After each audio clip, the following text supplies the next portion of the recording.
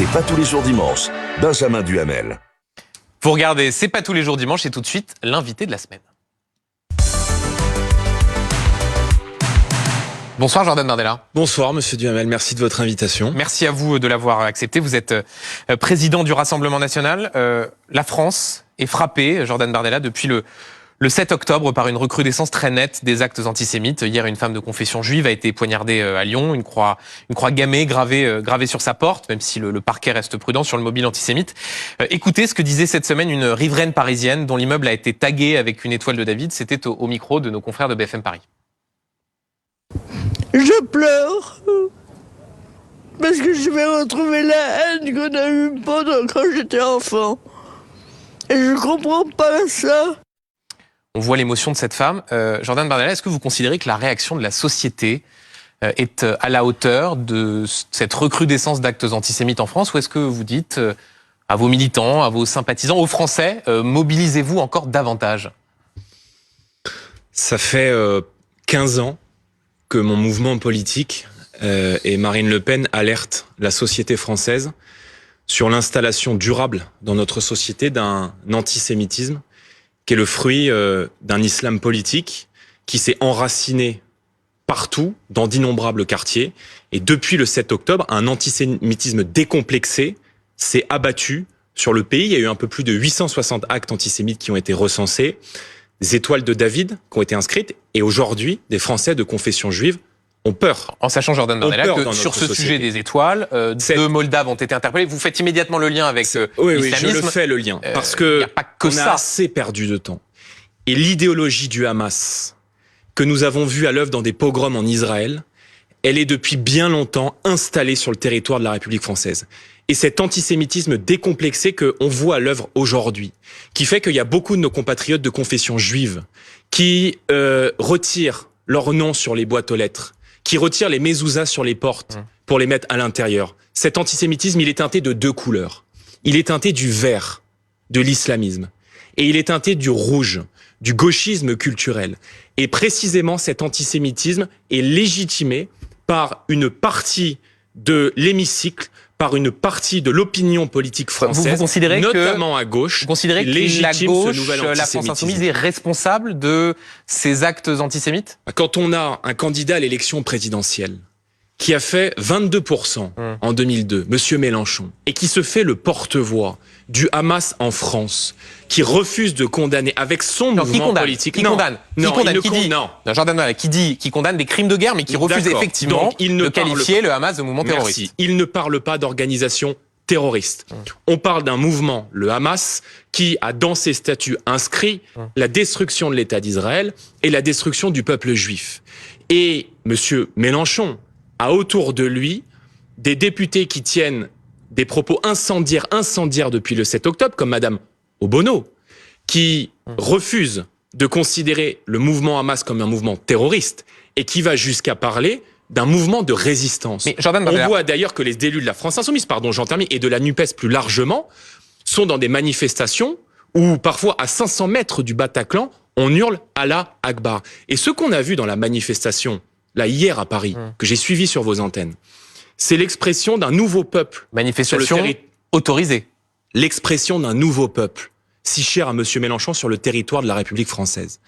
Max Gallo aurait dit que ces gens sont incontestablement d'ici, mais dont l'âme est ailleurs. Et il y a sur le sol de la République française des gens qui sont des compagnons de route de l'idéologie islamiste, qui partagent l'idéologie du Hamas et qui se comportent sur le sol de la République française comme les ressortissants d'un État étranger. Jordan, juste si vous me permettez, je vais continuer dans un instant sur la question de la réaction de la société française, mais puisque vous allez sur la manifestation, allons-y. Ça veut dire qu'on ne peut pas soutenir la cause palestinienne dans une manifestation sans immédiatement être taxé de quoi, donc compagnon de route d'une idéologie islamiste? Monsieur Duhamel, ne soyons pas naïfs. Le combat de ces gens qui descendent dans les rues, ça n'est plus pour un État palestinien, c'est pour la Oumma. C'est pour défendre la communauté, la nation musulmane. Et je vais vous dire... Il y a certains qui sont là pour défendre la cause palestinienne, la solution à deux États. Oui, d'accord. Mais ce combat, il a 20 ans de retard. Parce que là, le combat, c'est plus défendre un État, c'est plus défendre la solution à deux États. Quand on est dans des manifestations où on hurle Allah Akbar, où les quelques voix qui s'élèvent... hier, Jordan Bardella, hier, place de la République, sur le trajet, on n'entendait pas ces... moi, j'ai vu des prédicateurs palestiniens à quelques mètres des députés de la France Insoumise, de Madame Soulet qui était là en écharpe... Soudet, pardonnez-moi, qui était là, j'ai écorché son nom, qui était là en écharpe de la République, à côté d'un prédicateur islamiste, d'un prédicateur palestinien qui appelait à se venger, qui appelait à tuer des juifs et qui cautionnait, qui n'appelait pas à tuer des juifs. On a posé la question. Il cautionnait. On a posé la question au préfet de police ce midi sur effectivement des propos plus que problématiques sur la résistance et il a dit d'ailleurs qu'il saisirait le procureur au titre de l'article 40. Donc on n'est plus dans le combat pour un État. On est dans le combat pour la Oumma, et moi je vois je vois dans les capitales européennes, pardonnez-moi, des mouvements de soutien à l'égard du Hamas qui sont beaucoup plus forts que dans certains pays arabes eux-mêmes. J'ai entendu des slogans, nous sommes tous des Palestiniens. Si vous êtes des Palestiniens, va là-bas. Pardon Jordan Bardella, mais là encore, est-ce que vous ne faites pas un amalgame? Il y a parfois, ce serait naïf effectivement de ne pas voir qu'il y a des slogans problématiques. Mais on peut vouloir soutenir la cause palestinienne sans immédiatement être taxé de défenseur d'une je ne sais quelle communauté de croyants ou de la Oumma. Je vais dire, moi je serais très mal à l'aise de me retrouver dans des manifestations où à 500 mètres de là où s'est déroulé le plus grand carnage terroriste que nous avons connu sur le sol français, à savoir le Bataclan, on hurle des slogans politiques, des slogans islamistes et qu'on appelle à la haine des Juifs, à la haine de l'État d'Israël et plus largement à la haine de l'Occident. J'aimerais juste que les gens qui nous regardent ce soir comprennent que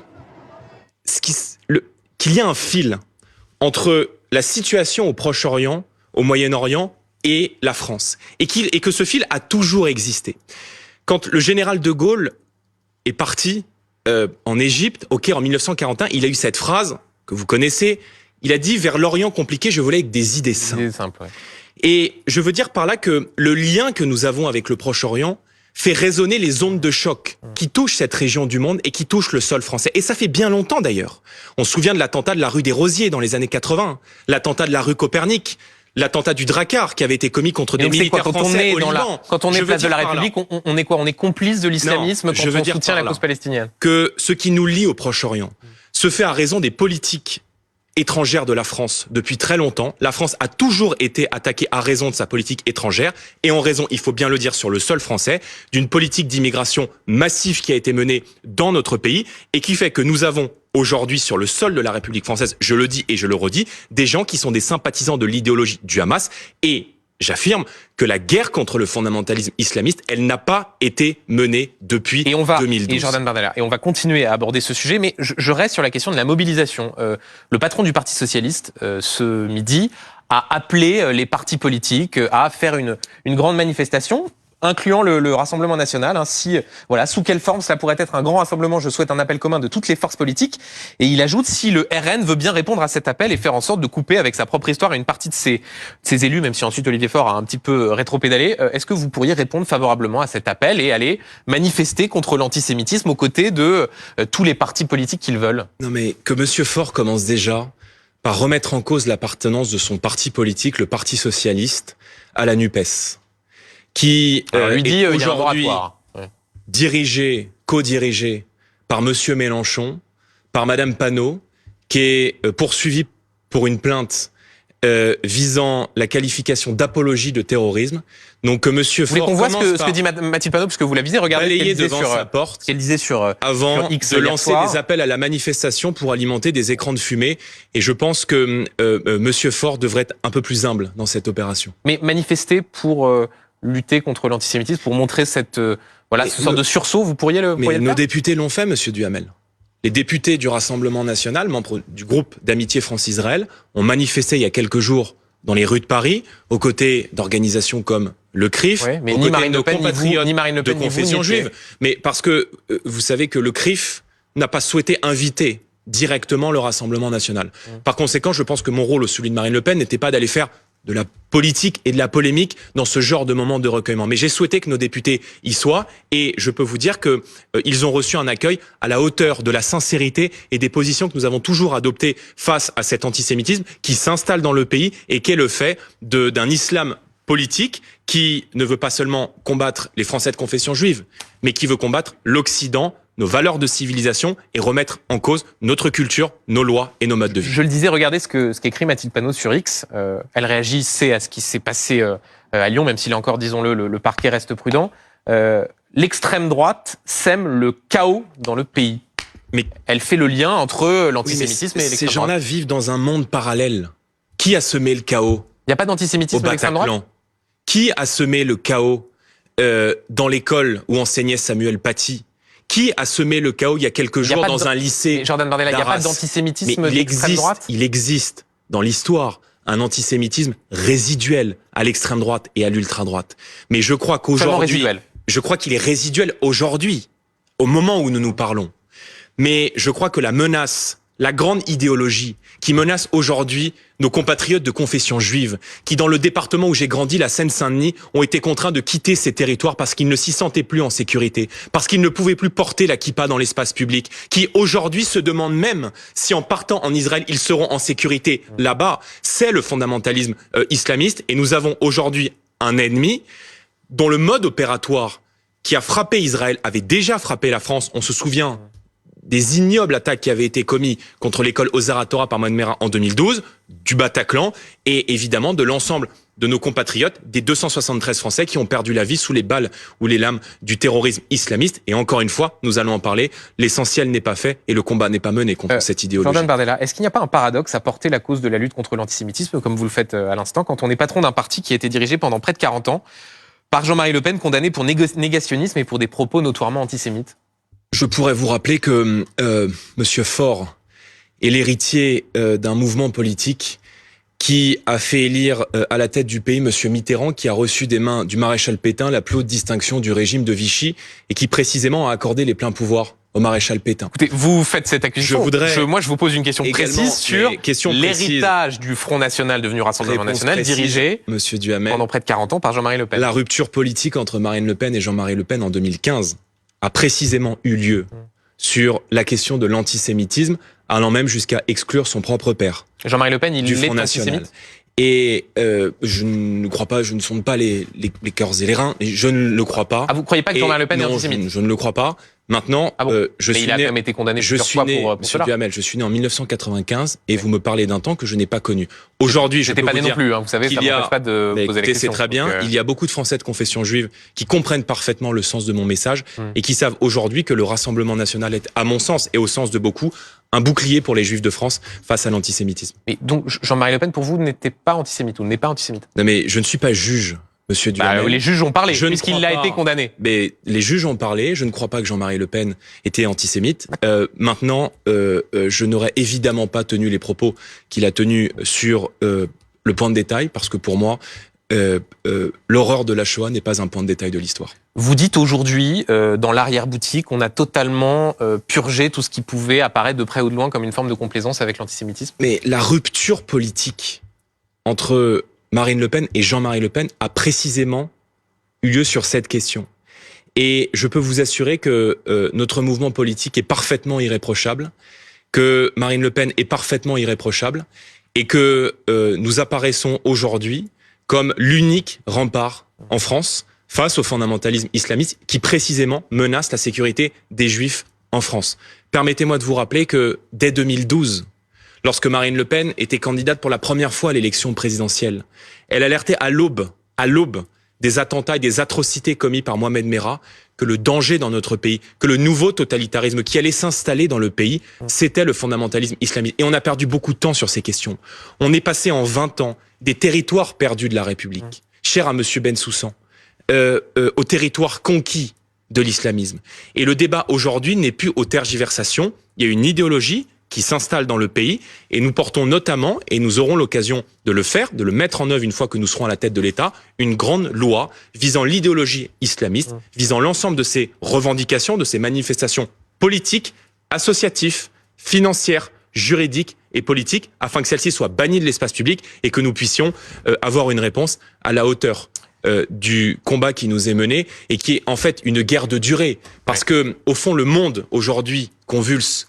On voit une résilience, un retour d'abord de l'islamisme au Sahel, en Afghanistan, au Pakistan. Et on va parler. On voit la résilience de l'État islamique, notamment en Irak et en Syrie. Et je crois que nous devons nous préparer à de nouvelles vagues organisées, à des filières organisées qui pourraient venir défier la sécurité nationale et contre lesquelles, encore une fois, je trouve que nous avons été beaucoup trop tièdes depuis maintenant 15 ans dans notre pays. On va parler dans un instant de la situation, notamment au Proche-Orient. Juste, vous évoquez une rupture en 2015 entre Marine Le Pen et Jean-Marie Le Pen. Comment est-ce que vous expliquez alors que vous ayez choisi, pour représenter les couleurs du Rassemblement national dans la 7e circonscription du Var, Frédéric Bocaletti, qui est donc aujourd'hui député, et qui avait ouvert en 1997 une librairie nationaliste nommée Antinéa, en référence à Charles Maurras, où on pouvait trouver des ouvrages antisémites négationnistes. Est-ce que c'est pas un peu, pardon, mais paradoxal de vouloir défendre la lutte contre l'antisémitisme et d'avoir ce type de profil-là qui siège parmi les députés du RN?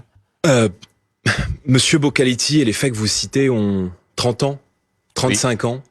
Je crois qu'il a tourné très vite le dos à ses activités de libraire pour faire de la politique. Et je crois que sur cette question, pour le connaître, il est irréprochable. Éric Zemmour s'est rendu en Israël. Mais si vous voulez, on peut passer... Non, mais je pose des questions. Je vous réponds clairement, on peut passer un quart d'heure on va parler d'autre chose. C'est pas aucun procès, on essaie de poser des questions. Mon mouvement politique il y a 10 ans, il y a 15 ans, il y a 20 ans. Jordan Bardella, j'étais encore à la crèche. On est héritier du parti qu'on dirige. Il y a une histoire. Vous parliez il y a un instant d'Olivier Faure et des pleins pouvoirs donnés au maréchal Pétain. Donc souffrez qu'on vous pose une question qui concerne quelqu'un qui ouvrait une librairie il y a 20 ans. Compatriotes de confession juive, pourquoi est-ce qu'ils ne peuvent plus porter la kippa aujourd'hui en Seine-Saint-Denis? Et je pense que leur réponse sera éloignée des activités de libraire d'un militant du Front National il y a 30 ans. Une dernière question sur ce sujet. Éric Zemmour s'est rendu en Israël. Pourquoi ni Marine Le Pen ni vous n'y êtes allés? Parce que je crois que le temps n'est peut-être pas encore venu. Il y a des otages qui sont aujourd'hui détenus dans la bande de Gaza et que la France tente de faire libérer. Il y a aujourd'hui un temps qui est encore celui de la légitime défense. Ce n'est pas que vous avez peur d'être mal accueillis? Je crois pas que nous serions mal accueillis, mais probablement que ce temps viendra. Et de la même manière que j'ai souhaité que des députés et des représentants de la nation de notre mouvement soient présents aux différentes manifestations de soutien à nos compatriotes de confession juive qui ont été organisées. Je souhaite également que nous puissions à terme, au travers peut-être du groupe d'amitié entre la France et Israël, dans lequel siège des députés du Rassemblement national, nous puissions nous y rendre dans les prochains temps. Avant de parler de la situation précise au Proche-Orient, je voudrais préciser que Jean-Luc Mélenchon, dans une conférence cet après-midi à Strasbourg, a dit voilà, personnellement, je n'irai jamais à une manifestation avec le Rassemblement national sur cette possibilité. Oui, mais ça tombe bien parce qu'on n'a pas envie de défiler avec quelqu'un qui est le porte-parole du Hamas en France. Ah, c'est le porte-parole du Hamas. Oui, bien sûr. La France insoumise pourrait s'appeler la France islamiste parce que la France islamiste épouse toutes les thèses des fondamentalistes islamistes. Le voile, l'abaya, les subventions données pour des mosquées ou pour des terrains ou pour des espaces de prière dans les municipalités dirigées avant par le Front de gauche, aujourd'hui par la NUPES. Le soutien très clair à des manifestations où défilent des organisations comme le CCIF, je parle de cette marche de la honte en novembre 2020, organisation à côté de laquelle défilait M. Mélenchon et ses amis, qui a été dissoute par le ministère de l'Intérieur. Donc il y a un combat à mener. Faites même pas de distinguo au sein de la France insoumise avec ceux qui, François Ruffin, Alexis Corbière, Raquel Garrido, ont qualifié le Hamas de mouvement terroriste. Mais Mme Garrido qui avait déclaré qu'il fallait peut-être un jour envisager une réconciliation avec les terroristes du Bataclan. C'est de Mme Garrido dont vous me parlez. Donc la France insoumise fait partie dans notre société de ces collabos. Voilà, de ces gens qui sont des collabos d'une idéologie qui s'est constituée en 5e colonne dans notre société et qui veut encore une fois anéantir la République française, la nation française et notre société. Maintenant, si on en est à parler de ces sujets, c'est parce que depuis 30 ans, on mène une immigration de violence et que les politiques... Collabo, le mot est très fort. Vous voyez bien l'imaginaire que ça charrie. Mais parce que vous pensez que le communiqué de Madame Panot, le lendemain des pogroms qui ont été commis en Israël, il n'est pas fort. Donc je pense que précisément ce terme est adapté à la situation. Mal nommer les choses, c'est ajouter du malheur au monde, avait dit Albert Camus. Jordan Bardella, à Gaza, la situation humanitaire continue de se dégrader. La France a condamné vendredi les bombardements des sites des Nations Unies. Et voilà la demande répétée par la ministre des Affaires étrangères, Catherine Colonna, c'était tout à l'heure au Qatar. Écoutez. L'accès doit être donc facilité de toute urgence. C'est pour cette raison qu'une trêve humanitaire immédiate, durable et soutenue est absolument nécessaire. Voilà, trêve humanitaire immédiate, la Maison-Blanche qui se dit également favorable à des pauses humanitaires. Est-ce que vous soutenez ces appels? Est-ce que vous êtes favorable à une trêve? J'ai voté il y a quelques jours au Parlement européen en faveur du principe de pause humanitaire. Maintenant, il faut bien comprendre la complexité de la situation dans laquelle nous sommes au Proche-Orient. La guerre que mène et la riposte que mène Israël face à la bande de Gaza est juste dans ses intentions. Israël répond là, dans le cadre de la légitime défense, à des attentats qui ont été commis sur son sol. Et l'armée de haute technologie d'une démocratie, peut-être la seule du Proche-Orient qu'est Israël, doit faire face à un groupe terroriste en face, composé de barbares, de fanatiques, qui utilisent la population de Gaza et des civils comme bouclier humain, plaçant notamment ces quartiers généraux sous les mosquées, sous les écoles et sous les hôpitaux. Nous l'avons dit depuis le départ, la riposte israélienne est légitime. Elle doit être la plus ciblée possible pour protéger pas un soutien inconditionnel. Les populations. Mais inconditionnel à partir du moment où on se place dans le respect du droit de la guerre. La condition, elle n'est pas inconditionnelle. Le soutien à Israël, cette condition-là précisément, c'est le respect du droit de la guerre et vous la avez protection. Le sentiment que ce droit de la guerre est respecté et la protection, en l'espèce ? je ne sais pas. Je ne suis pas sur place. Et j'ai entendu le retour intéressant de l'un de vos confrères, Monsieur Poincaré, qui s'est rendu sur place. Et qui, précisément, nous rapporte qu'il y a là-bas 2 camps qui ont chacun leur vérité. C'est-à-dire une démocratie qui a été attaquée, qui a vu des civils massacrés. On a mis dans l'horreur la plus innommable des bébés dans des fours. Des bébés dans des fours. Qui a été attaquée.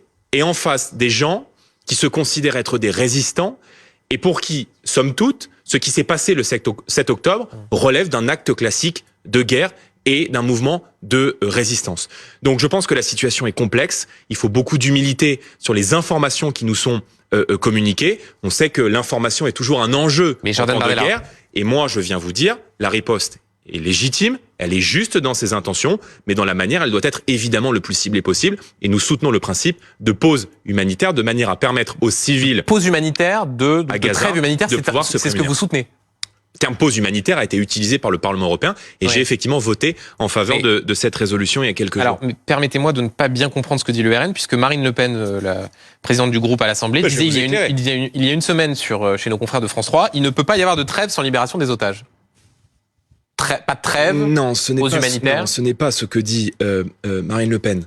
La trêve, si trêve il y a, elle doit être humanitaire. C'est-à-dire que on doit pouvoir protéger les civils, on doit pouvoir protéger les innocents dans la mesure de ce que nous pouvons faire. Et Marine Le Pen avait notamment préconisé qu'une partie des populations qui souhaitaient partir puissent le faire par l'Égypte. L'Égypte n'a pas souhaité le faire. C'est compréhensible parce que l'Égypte a été confrontée des années durant à des revendications islamistes aux frères musulmans et elle souhaite s'en prémunir. Il y a plusieurs positions. En l'espèce, la position là évoquée par Marine Le Pen est celle de Benjamin Netanyahou qui répond il ne peut pas y avoir de trêve sans libération des otages. C'est pas la même chose que de dire, comme vous venez de le dire, il faut qu'il y ait des pauses humanitaires ou des trêves précisément pour pouvoir acheminer l'aide, pour pouvoir évacuer un certain nombre de personnes. C'est pas la même chose. Non, ce n'est pas ce qu'a dit Marine Le Pen. Passez-moi l'extrait en intégralité plutôt que de découper la citation. Pour avoir tout regardé, c'était assez clair. Et je pense qu'elle parlait dans ce que parlait de trêve, elle parlait du cessez-le-feu. C'est-à-dire qu'il n'y a pas de cessez-le-feu entre 2 armées. On parle là d'une armée. La distinction est faite assez nettement par notamment la Maison Blanche qui dit la cessez-le-feu. On veut pas parce que ça privilégierait le Hamas, mais voilà. Et c'est pour ça que je vous parle du principe de pause humanitaire parce que ça a été utilisé il y a quelques jours par le Parlement européen et je trouve que le lexique est beaucoup plus clair. Nous avons toujours défendu, et c'est la position au fond historique de la France, une solution à 2 États. Un territoire avec un État palestinien et un État israélien qui a droit à sa sécurité. Maintenant, au moment où nous nous parlons, reconnaître une légitimité à un État palestinien, c'est évidemment accorder du crédit, une légitimité politique et internationale à un mouvement terroriste. Donc, en l'état, cette situation n'est évidemment pas souhaitable. Mais donc là encore, Jordan Bardella, pour que je comprenne bien, est-ce que vous défendez la solution à 2 États ou vous dites c'est au fond une sorte de chimère diplomatique J'ai un peu de mal à comprendre parce que là encore, Marine Le Pen était assez claire en faveur de cette solution à 2 États et vous-même, je reprends votre expression, vous disiez qu'elle était largement fragilisée. Oui, je crois qu'elle est fragilisée. Vous savez, c'est une constance de l'histoire. Dans toute la Ve République, le Rassemblement national et le Front national hier a toujours défendu cette position d'une solution à 2 États. Maintenant, qui peut dire aujourd'hui, que cette solution à 2 États n'a pas été lourdement fragilisé depuis le 7 octobre. Il faut beaucoup d'humilité sur ce conflit. Ça fait 50 ans. Quand on est la France, quelle position et je dirais même de tenir 70 ans que toutes les grandes puissances ont tenté d'accompagner des initiatives de paix, et même la plus solide d'entre elles, je parle des accords d'Oslo dans les années 90, n'a pas abouti. Donc je pense que ce conflit, la situation au Proche-Orient appelle de nous beaucoup d'humilité, beaucoup de modestie. Et Raymond Aron, qui, vous le savez, évoquait le tragique de l'histoire, rappelait qu'il y a parfois certains conflits dans le monde dont le sort est inexpiable. Et je pense qu'en l'état actuel des choses, une solution politique entre Israël et la Palestine, alors même que nous avons vécu, et qu'ils ont vécu l'horreur, le 7 octobre, apparaît fragilisée.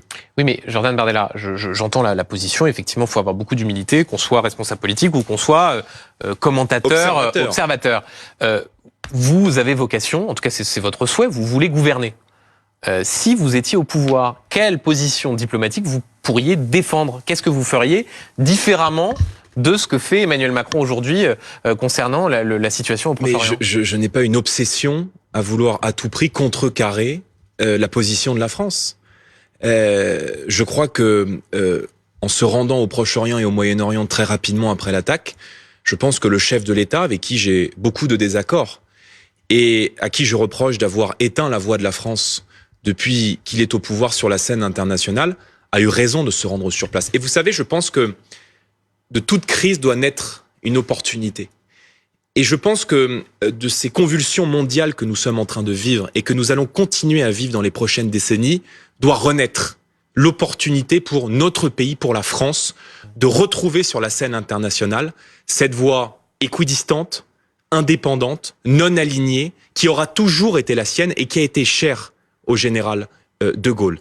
Cette voix, nous l'avons perdue depuis, il faut bien le dire, l'intervention en Libye en 2011. Pardon, mais quand Marine Le Pen dit qu'il ne peut pas y avoir de trêve sans libération des otages, on n'a pas franchement le sentiment qu'on est sur cette position. Non, elle parlait de cessez-le-feu, Monsieur Duhamel. Elle parlait de cessez-le-feu. Bon. La pause humanitaire, nous y sommes favorables. Et nous avons voté en faveur de ces principes de pause humanitaire. Mais je pense que là encore, la France doit avoir une position modérée, une position constante, qui a toujours été la sienne. Mais moi, je fais de la réelle politique et je ne fais pas de politique autrement que sur des réalités. Et la réalité, c'est que cette constance de l'histoire, qui veut que toutes les grandes puissances aient accompagné cet idéal d'un territoire à deux États, entre des musulmans, des juifs qui vivraient sur le même territoire et dans un même espace, a été très largement fragilisée par le Hamas. Mais sans doute était ce que recherchaient les soutiens du Hamas. Et je pense par exemple à l'Iran, qui probablement voyant les accords d'Abraham se concrétiser, pour que les gens comprennent, les accords d'Abraham qui ont été signés par Israël avec l'Arabie Saoudite proposaient la normalisation des liens entre Israël et un certain nombre c'est en cours de négociation, vous avez raison de le rappeler, la normalisation d'Israël avec certains pays arabes. L'Iran ne voulait pas de cela. Et il y a évidemment derrière l'attaque du Hamas, le soutien financier et politique du régime iranien. Jordan Bardella, demain, la loi immigration arrive en discussion au Sénat, sans que l'on sache si les Républicains et le gouvernement vont réussir à s'entendre. Le point d'achoppement, ça reste cet article 3, pour ceux qui nous regardent, la régularisation des travailleurs dans les métiers en tension. Est-ce que vous nous redites, comme Marine Le Pen, si le gouvernement lâche et abandonne cet article 3, on pourrait soutenir le texte? Pourquoi pas? Ce texte, d'abord... J'aime votre émission, Monsieur Duhamel, parce qu'on a le temps. Donc, si vous me permettez, d'abord, de quoi on parle? L'immigration, dont nous parlons depuis, et nous alertons le pays depuis plusieurs années, depuis plusieurs décennies, est probablement aujourd'hui l'une des urgences politiques, culturelles, sociales, sécuritaires, la plus importante des temps qui viennent. L'immigration, c'est un double défi. C'est d'abord un défi à l'extérieur, parce que la France et l'Europe, plus largement, font face à des continents qui sont en boom démographique. En face de nous, de l'autre côté de la Méditerranée, l'Afrique, qui va passer d'ici à 2050 d'1,2 milliard d'habitants à 2,5 milliards d'habitants, avec évidemment la tentation d'une ruée vers l'Europe pour une partie de ces populations, d'où l'intérêt d'accompagner aujourd'hui les États africains dans la conquête et la quête de leur souveraineté, et un défi à l'intérieur de notre pays, parce que on est en train de voir aujourd'hui l'immigration changer notre pays, peser sur les finances publiques et constituer partout sur le sol de la République française des enclaves étrangères où beaucoup de nos concitoyens ont le sentiment de ne plus reconnaître leur pays. Mais donc, Jordan Il y a Bardella, eu des attaques récemment Jordan Bardella, qui nous ont rappelé que l'immigration aujourd'hui ne déstabilisait pas seulement les grands équilibres de notre société, mais menaçait directement. On l'a vu avec Samuel Paty, on l'a vu avec le Bataclan dont je vous parlais il y a quelques minutes, et on l'a encore vu il y a quelques jours à Arras, où notre incapacité à protéger le pays de l'immigration massive vous savez très bien, Jordan menace Bardella, la sécurité des Français. Beaucoup de terroristes étaient français, nés en France. D'origine Nés en étrangère, France. oui, d'origine étrangère. L'islam politique, monsieur Duhamel, il n'est pas arrivé par l'opération du Saint-Esprit. Je veux dire, il y a 30 ans ou 40 ans, quand nos prédécesseurs respectifs faisaient des émissions de télé, on n'allait pas commenter. Alors, on commençait à commenter avec l'affaire du voile de Créteil, mais on nous parlait pas de Creil, pardonnez-moi, on nous parlait pas de la baïa, on parlait pas des revendications politico-religieuses avec des salles de prière dans les entreprises publiques, on parlait pas d'une menace terroriste et des égorgements au couteau tous les 3 jours dans notre société. Et je vais vous dire, pour rentrer dans le vif du sujet. Oui, parce que si vous dites... On a là un gouvernement... Si vous dites on peut voter s'il n'y a plus l'article 3, c'est qu'au fond, vous reconnaissez que ce texte peut avoir une forme d'utilité. Un gouvernement, non.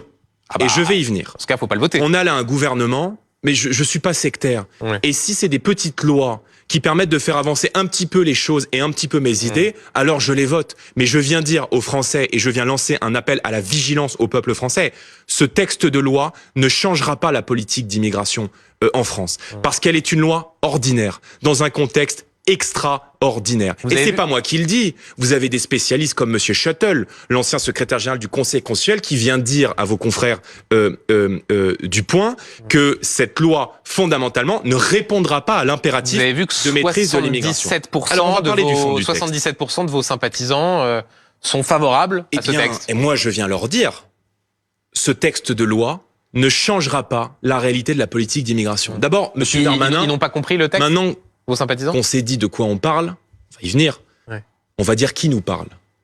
Monsieur Darmanin et Monsieur Macron ont battu, depuis le 2017 en France, tous les records d'immigration. Records de titres de séjour légaux. Nous accordons chaque année l'équivalent et faisons entrer l'équivalent de la ville de Toulouse de manière légale, incluant les titres légaux qui sont accordés, le regroupement familial, les mineurs étrangers non accompagnés et les déboutés du droit d'asile qui ne sont pas reconduits dans leur pays de départ. S'ajoutant à ça les 800 000 ou 900 000 clandestins d'après Monsieur Stefanini, notre pays est devenu un gigantesque hall de gare où tout le monde rentre et plus personne ne sort. Toute la perversité de ce texte. Et je réponds à votre question. C'est qu'il y a en même temps une posture de fermeté et en même temps cet article de loi qui est probablement le plus grand appel d'air migratoire de toute la Ve République. Le gouvernement dit c'est quelques milliers de personnes voyons, qui vient dire à des gens... voyons, c'est plutôt pas vous d'habitude. Qui vient dire à des gens, vous venez sur le territoire français, vous pouvez travailler de manière clandestine, ne pas répondre aux critères auxquels sont soumis, et notamment fiscaux, les travailleurs français et les étrangers en situation légale. Vous serez régularisés. C'est une prime à l'illégalité. En mettant toute une série de conditions, un nombre d'années sur le territoire, des feuilles de paie, avec ce paradoxe aujourd'hui qui est qu'il faut passer par les patrons pour qu'il y ait ces éventuelles régularisations. Article 420 alinéa 4 du Code des étrangers. Mais ce titre de séjour n'octroie pas une prime à l'illégalité qui fait qu'on pourrait régulariser tous les travailleurs clandestins. Vous vous mettez à la place des Français, vous mettez à la place des gens qui bossent, qui payent l'URSSAF, qui payent leurs impôts, et on vient vous dire, vous venez en France, non seulement aujourd'hui vous avez droit à tout, mais en plus le simple fait de travailler va vous octroyer des droits. Et le plus grave dans tout cela, c'est que le premier droit que ça va vous octroyer quelques mois plus tard, c'est celui du regroupement familial. Alors Gérald Darmanin dit que ça n'ouvre pas le droit au regroupement familial. Parce que c'est la jurisprudence européenne. Mais ça n'est pas vrai. Et il ment sur ce sujet. Parce que c'est précisément ce droit à la famille, cette jurisprudence européenne qui s'applique sur le territoire français, qui fait jurisprudence dans les décisions des juges et qui va permettre aux gens de venir en France, de violer la loi, d'obtenir des droits, et en plus, j'en termine et je vous laisse la parole, et en plus de faire venir toute la famille. Mais pardon, Jordan Bardella, mais juste, on est où là ? Parfois les choses sont peut-être un peu plus complexes. Est-ce que parmi les 89 députés du Rassemblement national, il n'y en a pas certains qui parfois sont accostés par des patrons qui disent « ça fait plusieurs années que j'ai quelqu'un qui travaille dans mon restaurant, qui travaille très bien, dont je suis très content, et j'aimerais avoir cette régularisation parce que effectivement il est rentré illégalement sur le territoire français ». Ça veut dire que vous, au pouvoir, cette personne n'aura plus qu'à rentrer dans son pays d'origine ? Mais il y a là une différence entre ce que vous évoquez et ce que défend le gouvernement. Le Code des étrangers que vous avez cité l'article 421-4, prévoit déjà la possibilité de carte de séjour pour un métier en tension, mais pour décourager l'immigration clandestine, la loi interdit, j'ai le texte sous les yeux, d'embaucher quelqu'un qui est présent de manière illégale. On ne peut pas violer la loi en France pour obtenir des droits.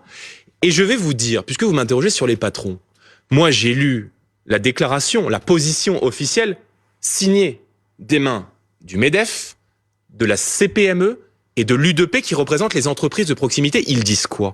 Avec 7% de chômeurs, je cite, dans ce pays, faisons plutôt en sorte de les ramener. Disons qu'ils sont vers assez l'emploi. discrets et gênés aux entournures sur cette mesure. Merci. Vous avez lu La Tribune comme moi, journal La Tribune comme moi ce matin. Il y a 360 000 métiers en tension aujourd'hui dans notre société.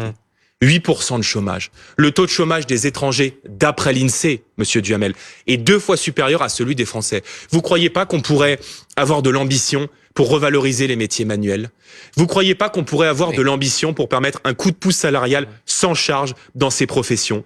Vous croyez pas qu'on pourrait avoir de l'ambition pour augmenter l'offre de logement pour les travailleurs saisonniers et notamment pour les jeunes qui vont travailler l'été dans des stations balnéaires, dans les restaurants ou dans les hôtels et qui n'ont pas envie de dépenser leur salaire dans le logement parce que le coût du logement est devenu exorbitant. Donc en réalité, cette mesure, c'est un grand renoncement, mais qui est symptomatique de l'esprit de cette loi et de monsieur Darmanin. Venez en France, comme vous êtes, violez la loi, vous serez récompensé.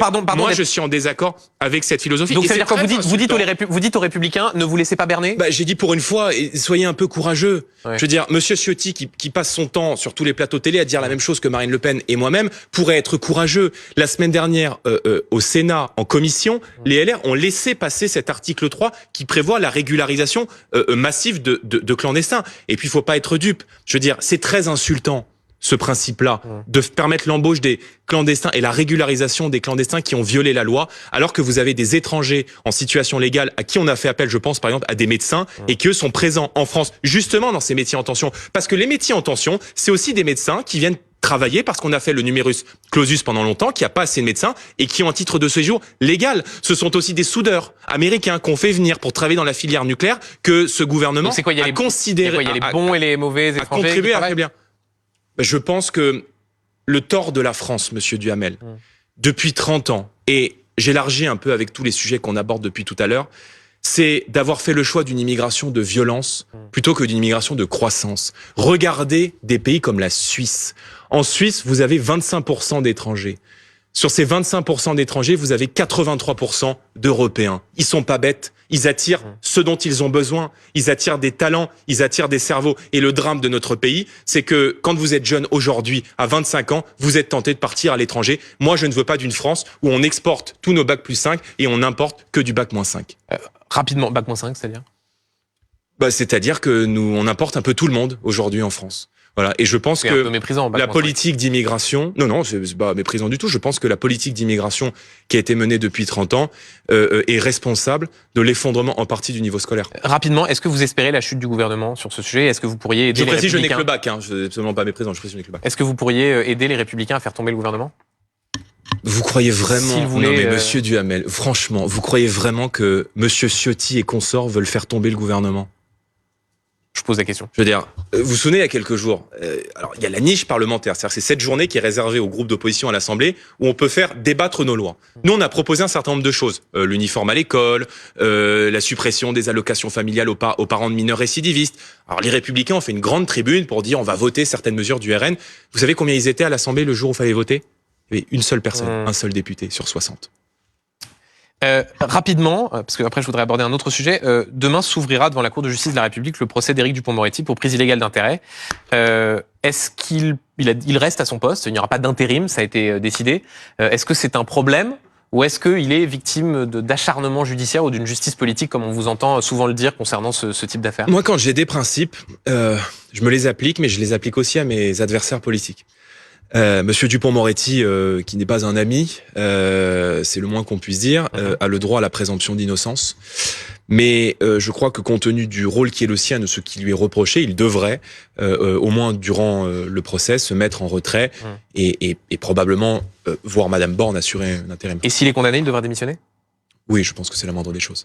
Jordan Bardella, je voudrais vous interroger sur un livre dont on parle beaucoup en ce moment, Les Rapaces, de ma consoeur de l'Obs, Camille Vigogne-Lecoët, publié aux éditions Les Arènes. Comme un journaliste, vous avez la capacité de passer d'un sujet majeur pour le quotidien des gens à des trucs qui n'intéressent personne. Il n'y a pas de sous-sujet. Non, mais on vous interroge, et comme vous le dites, on a le temps, donc on a le temps d'aborder tous les sujets. Ce livre enquête, Jordan Bardella, là, sur la gestion pour le moins sulfureuse de la ville de Fréjus par son maire David Racheline, également vice-président du RN, donc votre vice-président, entre proximité avec le roi du BTP local, argent liquide qui circule, train de vie luxueux. On y apprend par exemple que le maire de Fréjus, David Racheline, a demandé à son chauffeur de lui acheter en liquide une montre de luxe à 15 000 euros. C'est pas franchement main propre tête haute, pour reprendre un des slogans du Front National jadis. Bon, même réponse que tout à l'heure, de quoi on parle Madame Vigogne, qui a écrit ce bouquin et qui a travaillé pendant longtemps avec le Rassemblement National, est une militante politique.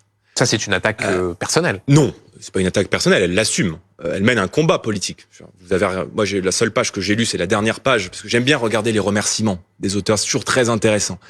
Et dans ces remerciements à la fin, elle remercie les journalistes qui traitent le Rassemblement National et qui continuent d'appeler ce parti l'extrême droite. Oui. Donc, pour moi, la messe est dite. Madame Vigogne a réuni tous les reproches que font les opposants à David Racheline dans sa municipalité pour en faire un livre. Permettez-moi de vous rappeler que Monsieur Racheline, son seul juge, ce sont les électeurs. Et qu'il a précisément été élu maire de Fréjus en 2014 et réélu maire en 2020. Et je crois qu'en démocratie, la justice, c'est le peuple français. Pardon, et il Jordan étudie Bardella, d'ailleurs avec ses avocats la possibilité de poursuivre. Oui, mais c'est étonnant cet argument, parce que vous dites il est élu, très bien, personne ne le conteste. Vous mettez en cause Camille Vigogne-Lecoët, mais sur le fond de ce qui est écrit, sur des relations de proximité avec ce patron du... Oui, mais il conteste, mais vous savez, en janvier, au moment où Camille Vigogne a publié une enquête dans l'Express, vous aviez dit, on va déposer plainte. Il n'y a pas eu de plainte. Je ne suis pas David Racheline. Non, mais vous disiez même que... Pour pas faire de pub, un article que personne ne lit, c'est-à-dire que même nous, les articles en ligne, il faut qu'on mette les codes pour les lire, donc pour pas faire de pub, un article que personne ne lit. Vous avez vu le titre de ce livre ? Les Rapaces. Il n'y a rien qui vous gêne dans le contexte actuel ? C'est vrai que c'est un biais... Écoutez, quand on voit que l'AFP refuse de qualifier le Hamas de mouvement terroriste, que des humoristes du service public nazifient l'État d'Israël, et que Madame Vigogne utilise le mot rapace pour l'attribuer en titre de son livre à David Racheline, je pense que ça n'honore pas la profession de journaliste. On y apprend dans ce livre, que j'ai donc lu... Quand il s'agit du RN, tout est permis. Non, mais j'ai lu ce livre pour l'occasion. On y apprend que vous avez passé des vacances avec David Racheline. Vous n'avez jamais vu quelque chose de problématique dans cette façon dont il avait de gérer sa municipalité ? Qu'est-ce que vous insinuez, monsieur Non, c'est une question. Non, mais c'est-à-dire aller au bout de votre... Est-ce que dans ce livre, on y décrit... Oui, alors je suis allé plusieurs fois... On y décrit une proximité avec le roi du BTP local. Tout ça pour venir sur moi. Mais non, mais c'est une question que je vous pose. Pourquoi pas ? On est à 8 mois des européennes, donc ça me pas du tout. Alors, attendez, vous voulez une précision ? Alors, allons sur une précision. Il y est écrit, par exemple, qu'en novembre 2021, à l'occasion d'une réunion publique à Toulon, vous avez séjourné dans un hôtel à Saint-Raphaël, dont le propriétaire n'est autre que ce roi du BTP local, dont la journaliste écrit qu'il y aurait une proximité avec David Racheline. Est-ce que c'est vrai, ça, par exemple ? Vous n'auriez pas payé ? Non, d'abord, je paye mes séjours lorsque je vais dans des hôtels. Ce propos est rapporté d'ailleurs par un ancien journaliste de BFM TV, donc c'est assez... qui a été votre conseiller, assez amusant. Pascal Humeau. Tout à fait, et qui ça s'est terminé d'ailleurs dans les mêmes conditions qu'avec vous, me semble-t-il. Voilà, donc qu'est-ce qu'on nous reproche en fait ? Si vous voulez, j'aimerais bien comprendre, j'aimerais bien qu'on aille au fond.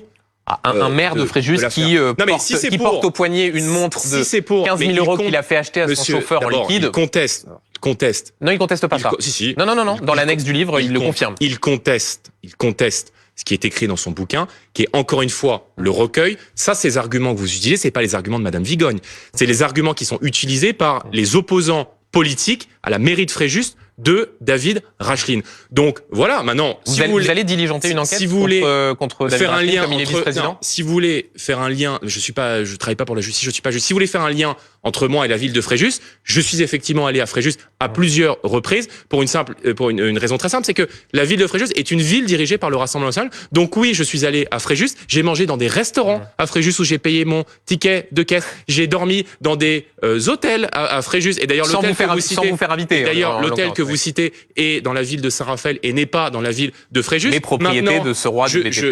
Je tiens à vous dire, et je pense ne choquer personne en le disant, que quand vous êtes parfois dans un restaurant où vous allez des dizaines de fois, il se peut que au bout de la 20e fois que vous êtes dans ce restaurant, le restaurateur vous offre le dessert ou vous offre le café. Ça vous arrive, ça m'arrive et ça arrive à beaucoup de gens. Et quand vous faites de la politique, ça arrive que parfois un restaurateur qui soit sympathisant vous dise le Dijon ou le café c'est pour moi. On avance Jordan Bardella, juste donc pas d'enquête interne comme vous êtes patron du parti sur votre vice-président.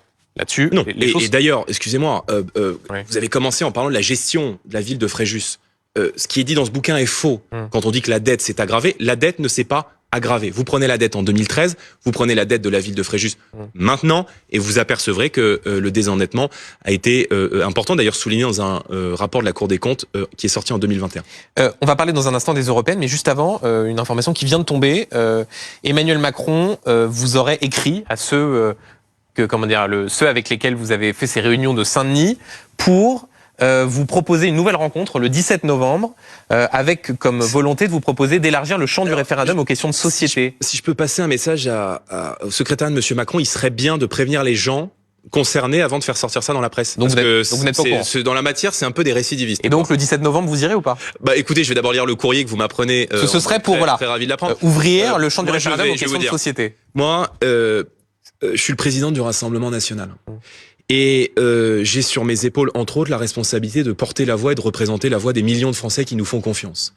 Si cette représentation des Français qui nous accordent leur suffrage et leur confiance se fait devant le chef de l'État, j'irai devant le chef de l'État. J'y suis allé le 30 août pour réclamer deux choses. Un geste significatif en faveur du pouvoir d'achat. On a vu que ce sujet avait complètement disparu. Pourtant, je peux vous assurer que les gens qui font leurs courses tous les jours ou qui mettent de l'essence dans leur voiture sont extrêmement préoccupés par ce sujet. Et nous avons fait là encore beaucoup de propositions en la matière, notamment pour baisser les taxes sur les carburants. C'est ce que j'ai évoqué avec le chef de l'État. Et de lui proposer d'organiser un référendum sur l'immigration le jour des élections européennes. Et donc là, en l'espèce, visiblement... Sur la question du référendum... Et bien visiblement, c'est l'objet, donc c'est cet article 11 qui permet d'élargir les conditions du référendum, d'avoir réussi notamment l'immigration. Modestement à le convaincre du principe de référendum. J'aimerais bien qu'il le fasse maintenant sur l'immigration. Une question sur donc les élections européennes, Jordan Bardella, vous êtes tête de liste. Ces élections auront lieu en juin prochain. On ne connaît pas encore votre liste. Visiblement, c'est un secret entre Marine Le Pen et vous. Je la ferai connaître en partie au début du mois de janvier. Début du mois de janvier. Est-ce que vous pourriez aller chercher des profils hors du RN?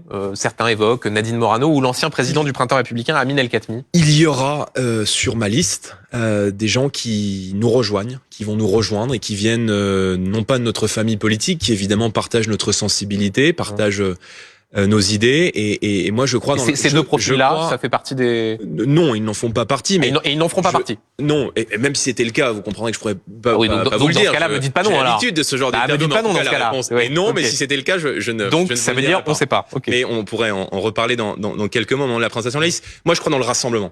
Voilà, je pense que si on veut gagner en 2027, il faut rassembler la famille. Il faut rassembler notre famille politique et il faut être capable d'aller chercher des gens qui, à l'extérieur, viennent nous apporter une plus-value, viennent nous apporter une compétence, une expertise et qui viendront m'entourer au Parlement européen pour mener un combat contre la Commission européenne qui décide d'un certain nombre de choses, et notamment de la relocalisation des migrants dans les villages et dans les villes françaises, et de faire ce travail comme le fait Marine Le Pen à l'Assemblée nationale. Et vous demandez à vos sympathisants, vos militants de financer votre campagne, parce que vous n'avez pas assez d'argent. Ça fait partie des possibilités. Nous avons toujours assumé ce principe de financement par le peuple français. Mais c'est sûr que vous allez demander Non, ce n'est pas encore sûr. Soit nous passerons par un emprunt bancaire comme nous l'avons fait à la présidentielle, soit nous solliciterons des prêts avec intérêt auprès des Français et auprès de nos électeurs, comme je l'ai fait à titre personnel en 2019, ce qui avait bien fonctionné. Maintenant, je crois que ces élections sont des élections de mi-mandat. Voilà. Et moi, je veux dire à tous les Français que on est prêt à les aider, mais qu'on a besoin d'eux. Et que j'ai besoin de leur mobilisation le 9 juin dans les urnes pour envoyer à Bruxelles et à Strasbourg un maximum de députés européens pour porter leur voix, pour mener le combat contre l'Union européenne qui est défendue aujourd'hui par Mme von der Leyen et par M. Macron et qui impose notamment la décroissance agricole, qui fragilise nos filières nucléaires et donc le pouvoir d'achat des Français et qui considère l'immigration non pas comme un problème mais comme un projet. Et je pense que le travail que nous faisons à l'Assemblée avec les députés français participe aussi d'une marche supplémentaire vers le pouvoir. 2024 sera la dernière dernière avant 2027. Et je dis aux Français que nous avons besoin d'eux. Vous me fournissez la transition. Ouais, je vous attendais. Ça fait pile un an que vous êtes à la tête du Rassemblement national. Les sondages sont bons, il faut le dire. Ceux pour 2027 placent Marine Le Pen largement en tête, avec plus de 30% des voix. 2027, où vous formerez un ticket avec Marine Le Pen, elle à l'Élysée, vous à Matignon. Vous vous en sentez capable ? Plus nous nous rapprochons du pouvoir, plus nous nous y préparons. J'y travaille. Et je peux vous dire que nous avons conscience de l'éminente charge qui pèse sur nos épaules. Je crois qu'on va arriver au pouvoir dans une situation où le pays sera en délicatesse. Et vous savez, la promesse du macronisme, c'était de porter en fait l'optimisme pour quelques-uns, pour une petite minorité de personnes. Moi, je veux porter l'optimisme pour tous. Et je veux dire à nos compatriotes qu'on a probablement le plus beau pays du monde, qui est malade, et nous allons essayer de le soigner. Je repose ma question, vous avez quel âge ? Vous connaissez la réponse. Vous avez J'ai 28 ans. 28 ans. Est-ce que quand on a 28 ans, donc ça veut dire que dans 4 ans, vous en aurez 32 ? Tout à fait. Vous n'avez pas dirigé de collectivité, pas d'entreprise, vous n'avez pas été ministre, évidemment. Est-ce qu'à un moment, on se dit pas, tout ça est un peu...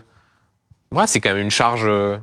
Écoutez, en tout cas, ce n'est pas ce que se disent les Français aujourd'hui, qui me placent en tête des élections européennes à plus de 28% devant la liste d'Emmanuel Macron, qui place, si l'élection présidentielle avait lieu aujourd'hui, Marine Le Pen très largement en tête au premier tour. Mais nous allons encore travailler. Vous savez, moi, je suis très humble, je suis très modeste, j'apprends beaucoup, j'apprends aux côtés des Français. Et je sens que les idées majoritaires aujourd'hui dans le pays ne sont pas les idées dominantes dans la vie politique. On nous a vendu les experts, on nous a vendu les énarques, on nous a vendu des gens qui avaient dirigé des collectivités, avec le résultat que l'on connaît. Le chômage, il remonte aujourd'hui dans notre société. Et je crois que les Français sont touchés par de graves inquiétudes sur leur quotidien, leur pouvoir d'achat, leur système de santé. Et nous avons en tout cas la volonté, la sincérité, l'ambition, les convictions et de plus en plus les compétences et l'expertise. 89 députés à l'Assemblée. Demain, je l'espère, un groupe puissant au Parlement européen. Et beaucoup de gens qui, croyez-moi, travaillent à nos côtés et qui nous rejoindront si nous gagnons et si les Français nous font confiance. En tout cas, je peux vous dire que chaque jour, l'obsession d'arriver au pouvoir est en moi, qu'elle est en Marine Le Pen, et que cela fait peser sur nos épaules sans doute une charge supplémentaire. On parle beaucoup en ce moment de jeunes ambitieux au gouvernement, Gabriel Attal, Gérald Darmanin, il y en a aussi des un peu moins jeunes, c'est pas désagréable pour eux que de le dire, Édouard Philippe, Bruno Le Maire, on va voir leur figure apparaître, voilà. Vous allez me demander juste derrière moi ici qui je choisirais. Vous êtes vraiment, vous prévoyez ce que je veux dire. Non, je vous remercie. Lequel serait le plus redoutable parmi ses adversaires pour vous ? Aucun, je crois qu'ils sont tous comptables. Ça, c'est de la langue de bois. Il y en a bien un dont vous vous dites soit lui, ce serait vraiment du sorte de pain béni pour nous en 2027, ou au contraire, ce serait plus difficile. Non, je ne vous ferai pas le cadeau de vous donner un nom et d'en choisir un parmi les 4. Mais je pense qu'ils sont tous comptables de la situation dans laquelle se trouvent aujourd'hui des millions de Français. L'affaiblissement de la filière nucléaire, c'est eux. L'affaiblissement de l'école, c'est eux. L'immigration anarchique est menée dans le pays, c'est eux. L'augmentation des taxes sur les carburants, c'est Édouard Philippe. La promesse que l'inflation retomberait dans les prochains mois, qui n'est jamais retombée, c'est Monsieur Le Maire. Tous les records d'immigration et le pire bilan en matière de sécurité, c'est Monsieur Darmanin. Et les atermoiements qui sont le propre de la Macronie, c'est, je crois, Gabriel Attal. Et je les respecte. Et simplement, si c'était un candidat jeune, Gabriel Attal, Gérald Darmanin, est-ce que vous, ça ne vous donnerait pas des idées, voilà, une sorte de renouvellement générationnel en 2027 pour être candidat ? Mais écoutez, vous êtes prévisible, d'abord. Vous, parfois aussi, je vous rassure. Oui, ça arrive. J'en doute pas. Je pense que, et je l'ai dit, Marine a la légitimité, aujourd'hui, l'expérience, le recul nécessaire pour porter ce combat en 2027. Je l'ai dit et je le redis, si elle est candidate à cette élection présidentielle, je serai évidemment son premier soutien, comme je l'ai toujours été. Et vous vous sentez capable d'être un jour candidat à l'élection présidentielle ? Il faut jamais dire jamais, mais si je vous dis non, vous me ressortirez la vidéo dans 10 ans ou dans 15 ans. Donc je ne sais pas. En tout cas, je n'ai pas d'ambition personnelle. Je sais que quand on fait de la politique, c'est toujours... on peut toujours nous dire vous faites de la langue de bois. Mais il y a entre Marine et moi une relation d'une très grande confiance. Et je sais ce que je lui dois. Voilà. Donc je ne serai pas ce qu'a été... Emmanuel Macron et François Hollande. Une toute dernière question sur précisément cette échéance. Est-ce que vous n'allez pas perdre votre meilleur ennemi ? Emmanuel Macron ne sera pas candidat. C'est une sorte de punching ball pour le RN. Ce sera peut-être un peu plus dur. quand il sera pas là? Moi, je viens de dire aux Français, c'est une élection de mi-mandat. Emmanuel Macron, il est encore là jusqu'en 2027. Je pense que notre arrivée en tête pourrait provoquer... Là, vous parlez des européennes, oui. Ouais, je parlais aussi de la présidentielle de 2027. Pourrait provoquer la dissolution de l'Assemblée nationale. Mais s'il n'est pas là, son camp sera représenté. Et son camp sera représenté par quelqu'un qui aura mis les mains dans le cambouis et qui précisément l'aura accompagné. Et je pense que les Français ne sont pas dupes et que le temps du peuple, voilà, et que le temps du bon sens est lui venu. Merci beaucoup, Jordan Bardella, d'avoir été l'invité Merci, de Duhamel, merci beaucoup. C'est pas tous les jours dimanche.